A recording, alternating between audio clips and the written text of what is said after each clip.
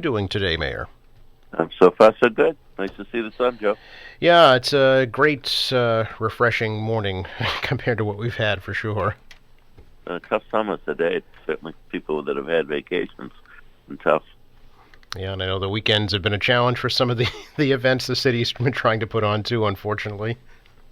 Indeed, usually this time of year, it's usually very hot and dry. Yes. Oh well, They're having an El Nino summer, as some of the forecasters have said. So whatever the hell that means. it means wet and muggy.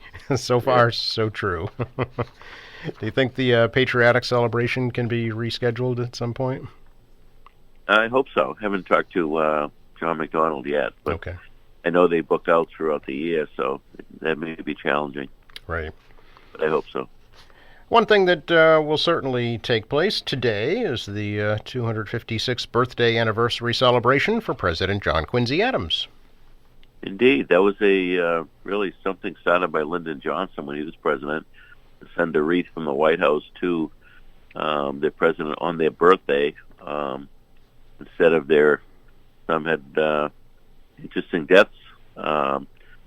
Certainly, actually, John Quincy Adams was as well, collapsing in the floor of Congress with a stroke at the time. But yeah, it's a nice tradition that has started, and we certainly always in Quincy have two of those days, of course. John Quincy and his father John Adams in October. Have you thought, according to the church, the theme today will be focusing on John Quincy's legacy of equality? So, have you thought a little bit about what your comments might feature today? Have not. Okay. Okay. No sense waiting till the last minute, Mayor. Wasn't for the last minute, I wouldn't get anything done at all. It's always a nice ceremony. I've been to several. It's usually hot as the blazes in there. Yes. This time of year, but it is a nice little ceremony, no question. I'm sorry, go ahead. One of the most interesting public servants we probably ever had. And quite remarkable in his personal life as well. Indeed, absolutely. And an admitted very poor dresser. Is that right? Absolutely. On that theme, how is the Adams Presidential Center project going?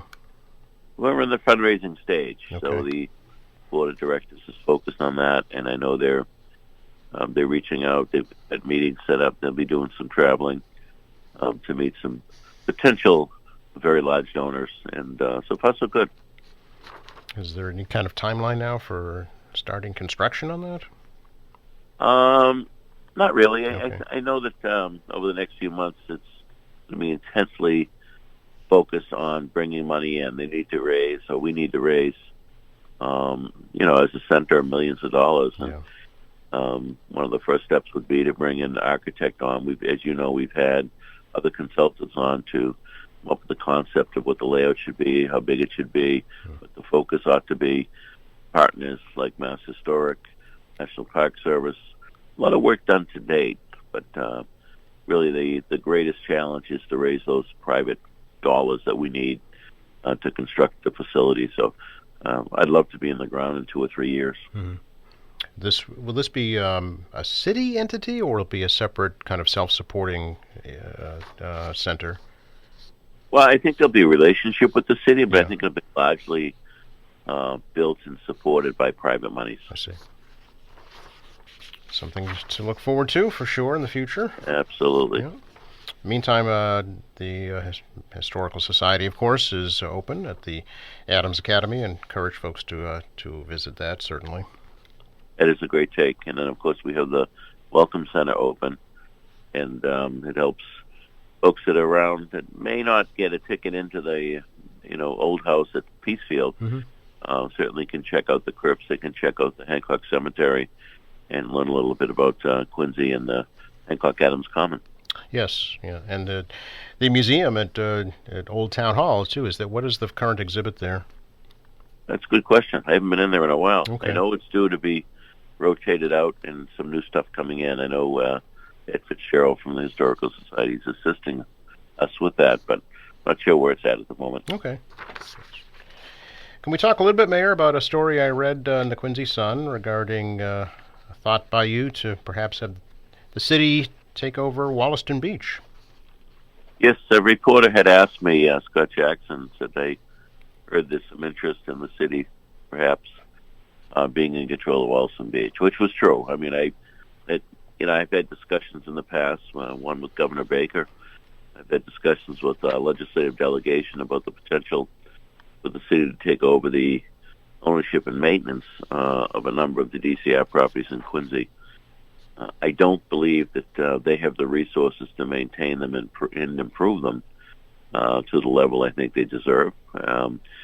We do have some other funding sources in Quincy, including the hotel tax and community preservation monies that could be used towards an effort if we were doing that. We've got two very good structured departments that could pull this off, one being the Department of Natural Resources, the other being the Department of Public Works. And I think working together, we would do a much better job in maintaining it. And I did say at the time to Governor Baker, I have not discussed this with Governor Haley yet, but I did say to him at the time, tell me if I'm wrong, but dollars going forward, again, this is a couple of years ago, will be dedicated to education and healthcare. And he said, yeah, you're right on target. So even during these times of some big ARPA infusion monies, we haven't seen any major investment in DCR properties. And if we haven't done that over the last few years, I don't know where the money's going to come from the state. So, when people go there, visit the city, go there, they don't view it as, that's DCR control. It's in Quincy. It's a reflection on Quincy. And I do think we could do a better job with it. Has there been any kind of estimate as to how much that would cost? No, not yet. I mean, again, you'd have to break it out to what kind of improvements would be needed to be made, and then, of course, what's the maintenance program for it during the course of the summer. So we haven't got to that level of detail because one of the state representatives indicated he would not support it, so it didn't go any further. I see. Would it be able to be accomplished with the current personnel the city has, do you think, or would there need to be... No, we'd definitely have to add a few positions, which in the scheme of things wouldn't be a huge number. I think it would be very doable.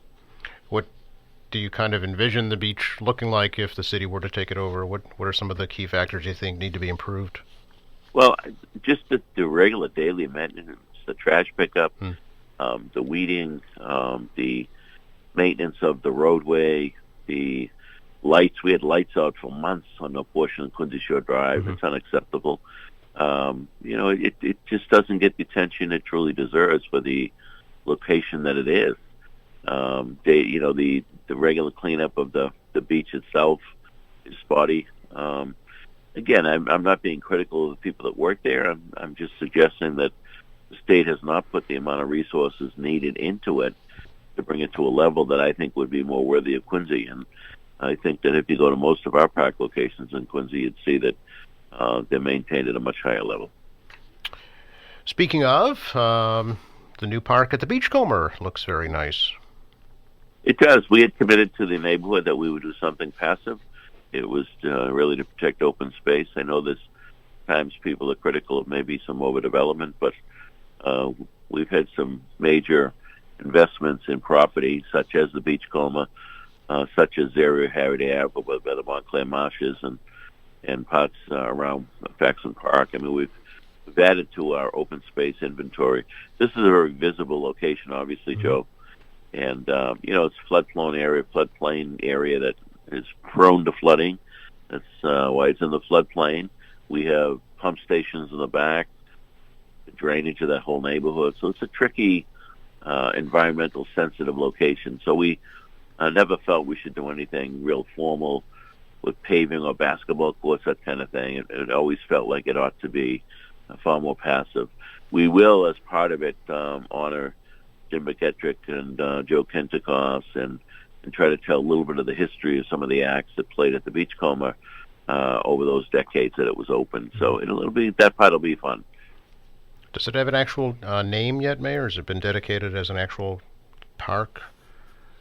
Well, it's certainly a park It's under the jurisdiction of the Park Division Sure. of Yeah. Natural Resources, but no, it has not been named. Okay. I think everyone refers to it as the Beachcomber site. Well, right. Yeah. I'm not so sure that'll change. That's right. That's right. Yes. Finally, Mayor, the city of Quincy now has a Major League Rugby championship under its belt. Pretty remarkable. I've been to a number of the matches this year and last year, and I'm still learning the rules of the game. It's interesting. My kids just started playing lacrosse. They knew nothing about it, but certainly learned about it, and then, of course, enjoyed watching the Cannons. Rugby is is very, very physical and difficult sport. I mean, it's pretty remarkable.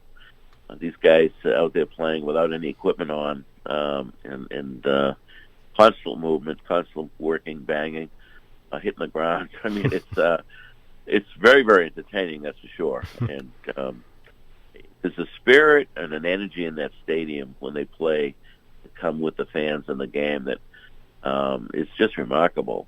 So we're certainly proud of the Free Jacks. We as a city are very proud of their accomplishment as a championship team. So this is the second national championship team that played at Veterans Memorial Stadium. The Cannons won the championship a few years ago. That's right.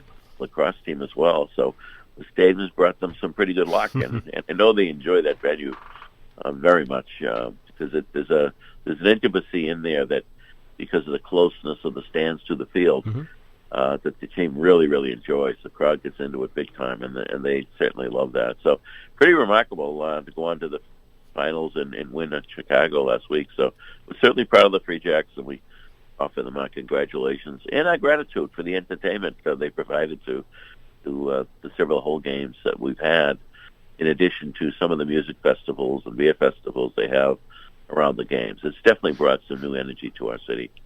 I understand there'll be a victory celebration this Saturday at 11 o'clock. That's right. A number of the players have already left or are leaving before then, but there'll still be a number of folks that play in the team there on Saturday. So we certainly encourage people to, I think roughly the route of the procession, it's not a parade, but a procession to the stadium, will be roughly the route of the Flag Day Parade. Oh. The square down Hancock Street, take a right on Marymount Parkway, and then they'll go into the stadium. Might there be a duck boat involved in that procession? Well, you never know. Okay. Not showing your cards. Well, we're working on things as we speak. Oh, okay. Very good. Well, get your quacker ready just in case. Yes, absolutely. Thank you so much, Mayor. Have a great day, Joe. Thanks, you too. Bye-bye.